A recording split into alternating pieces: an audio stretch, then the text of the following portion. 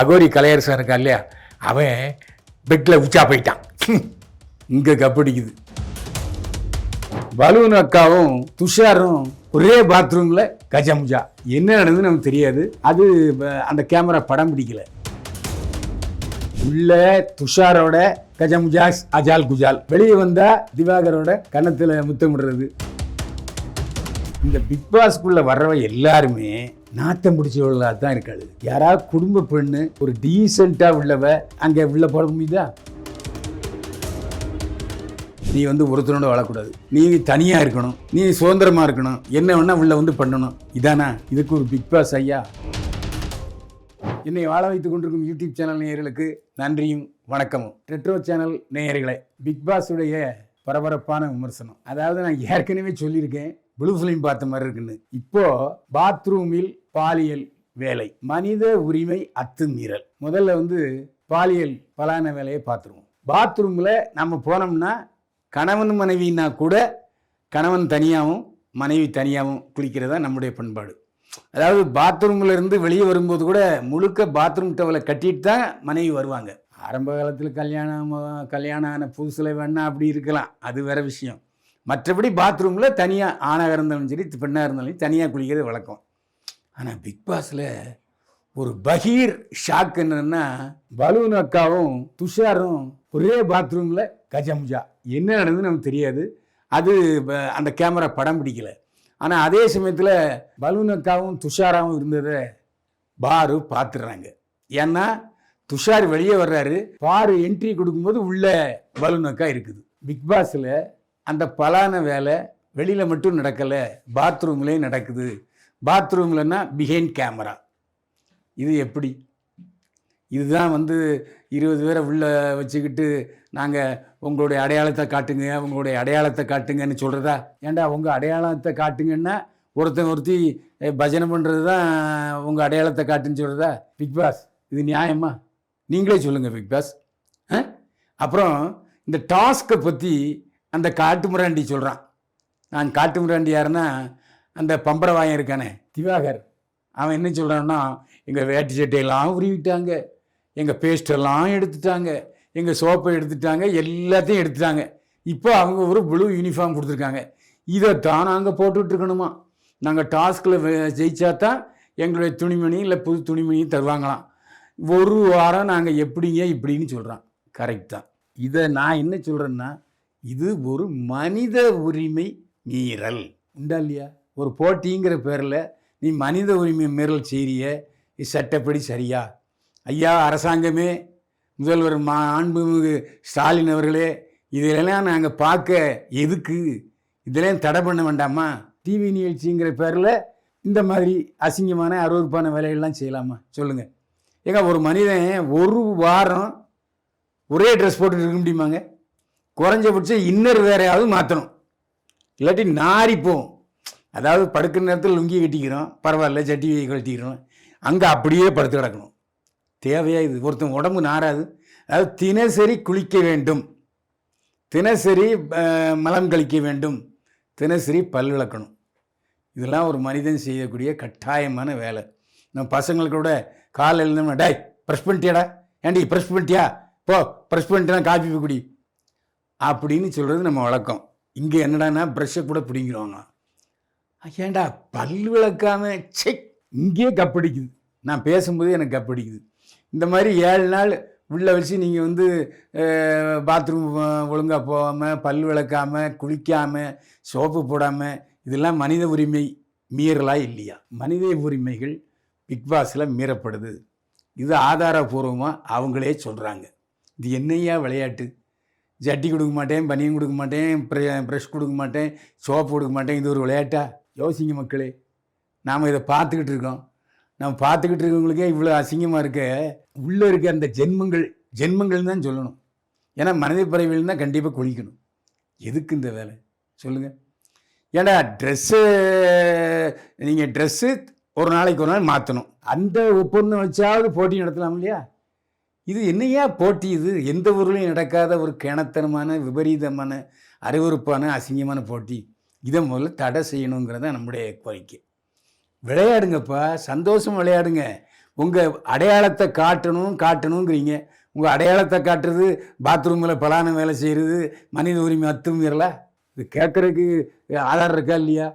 கேட்டால் நான் தப்பாக பேசுகிறேன்னு சொல்லுவீங்க. இல்லை, இது ஆதாரத்தோடு தான் நான் பேசிக்கிட்டு இருக்கேன். இது எப்படி விளையாட்டுன்னு எடுத்துக்கிறீங்க நீங்கள்? இதில் வேற பிக் பாஸில் வந்து கொஞ்சம் சுமாரான வசதிகள், அங்கே இன்னொரு வீட்டில் அதிகமான வசதிகள். இது என்னது? ஒருத்தவங்க 20 பேர் இருந்தாங்கன்னா எல்லாருக்குமே எல்லா வசதிகளையும் செய்து கொடுத்து அவருடைய திறமையை வெளிக்கொண்டு வர்றது தான் ஒரிஜினல் விளையாட்டு. இது பிக் பாஸ் விளையாட்டு மோசடி விளையாட்டெல்லாம் இருக்குது. மோசடி விளையாட்டை விட அசிங்கமான விளையாட்டெல்லாம் இருக்குது. இதுக்கு பதில் சொல்லுங்க பிக் பாஸ் அவர்களே. இதுக்கு பதில் சொல்லுங்க விஜய் சேதுபதி. நீங்கள் எத்தனை படத்தில் நியாயம் பேசுகிறீங்க, எத்தனை படத்தை ஒழுக்கத்தை பற்றி பேசுகிறீங்க. ஆனால் இந்த விளையாட்டுக்கு நீங்கள் நடுவர். இப்படி ஒரு நடுவர் தேவையா? பாத்ரூமில் பலான விளையாட்டு விளையாடுவீங்க, அதுக்கு ஒரு நடுவர். இதை பார்த்துக்கிட்டு இருக்கீங்க. இதை நாங்களும் பார்த்து தொலையணும். ஏடா அதேமாரி ஒரு கதை சொல்லுது. வாட்டர்மெலன் பிரபாகருக்கு திடீர்னு அப்படியே வச்சுக்கிட்டு கன்னத்தில் முத்தம் கொடுக்குது பலூனக்கா. உள்ள துஷாரோட கஜமுஜாஸ் அஜால் குஜால், வெளியே வந்தால் இந்த திவாகரோட கன்னத்தில் முத்தமிடுறது. என்ன இது? இந்த தடவை ஃபுல்லாக வந்து ஆக்கிரமிப்பு வந்து பலூனக்கா தான். பாத்ரூம்லேருந்து அப்புறமா திவாகருக்கு முத்தம் கொடுத்ததுலேருந்து கடைசியில் அவங்க கதையை சொல்கிறாங்க. கதை என்ன சொல்கிறாங்க? நான் தனியாக தான் வாழ்கிறேன், குடும்பத்திலேருந்து வாழலை. நான் கேட்குறேன், உன்னை மாதிரி ஆட்களை எப்படிம்மா குடும்பத்தில் வச்சுக்கிட்டு குடும்பம் நடத்துகிறத? நீலாம் அதாவது பண்பாட்டுக்கு எதிரானவள். ஸோ நீ தனியாக தான் இருக்க முடியும். ஏன்னா நீ வந்து பெண் சுதந்திரத்தை அளவுக்கு அதிகமாக பயன்படுத்துகிறவ. நான் தெரியாமல் கேட்குறேன். நான் போன எபிசோடு ஃபுல்லாக பார்த்தேங்க.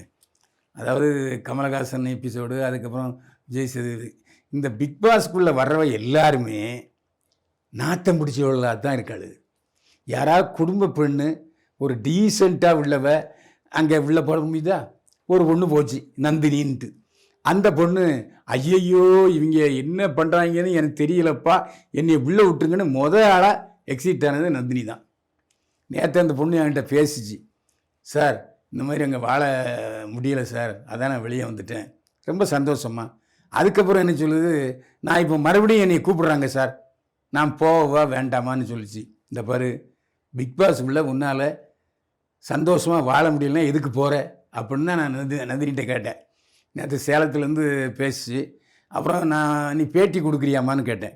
அதுக்கு நந்தினி சொல்கிறா, சார் அந்த குடும்பம் ஏன் சார் கேட்குறீங்க? வெளியே வந்ததுக்கப்புறம் முதல்ல அவங்களுக்கு தான் பேட்டி கொடுக்கணுமா, வெளியே யாருக்கும் பேட்டி கொடுக்கக்கூடாதான். அப்படி ஒரு எழுதப்படாத சட்டம் சார் அப்படின்னு சொன்னான். இந்த பாரு, உனக்கு பிக் பாஸுக்கு விமர்சனம் பண்ணி பேட்டி கொடுக்குறதா இருந்தால் நீ தாராளமாக வா. இல்லையா பிக் பாஸோட சேர்ந்து மல்லு கட்டி நீ வந்து அழுது புலம்பு, அது என் பிரச்சனை இல்லைன்னு நான் சொல்லிட்டேன். ஸோ பிக் பாஸில் தேர்ந்தெடுக்கும் போதே பிக் பாஸ் என்ட்ரிஸோடைய குவாலிஃபிகேஷனில் என்ன இருக்குன்னா, நீ வந்து ஒருத்தரோட வாழக்கூடாது, நீ தனியாக இருக்கணும், நீ சுதந்திரமாக இருக்கணும், என்ன வேணால் உள்ள வந்து பண்ணணும். இதானா? இதுக்கு ஒரு பிக் பாஸ் ஐயா, இதுக்கு ஒரு விளையாட்டு ஐயா வேல்முருகன் சொன்னதை நான் ஆதரிக்கிறேன். தயவு செஞ்சு பிக் பாஸை சீர்திருத்தம் பண்ணுங்க, இல்லை பிக் பாஸை மூடி தொலைங்க. இப்போ ஒரு புது டாஸ்க்கை அறிமுகப்படுத்த போகிறாங்க. அதில் வந்து நட்ஸ் வச்சுருப்பாங்க. அந்த நட்ஸை வந்து நீங்கள் கையால் எடுக்கக்கூடாது.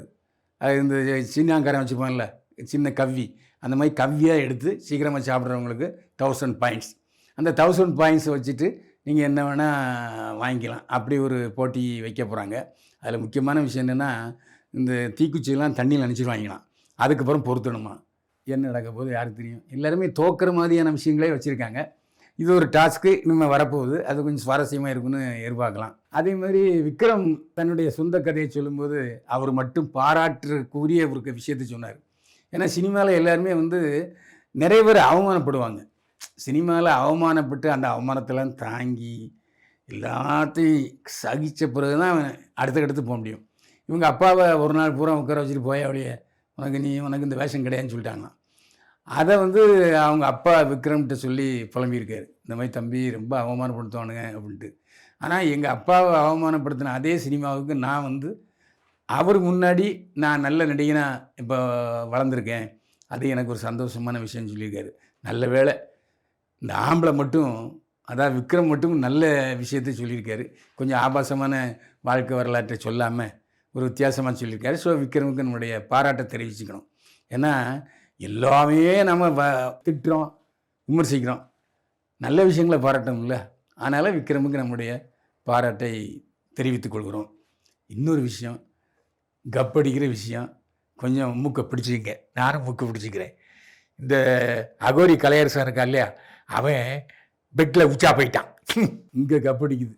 சரி, இந்த பெட்டில் உச்சா போகிற விஷயம் தனியாக இருந்தால் பரவாயில்லையா, இவனுக்கு ஒரு பொண்டாட்டி இருக்கா, குழந்தை இருக்கான்னு வேற சொல்கிறான்.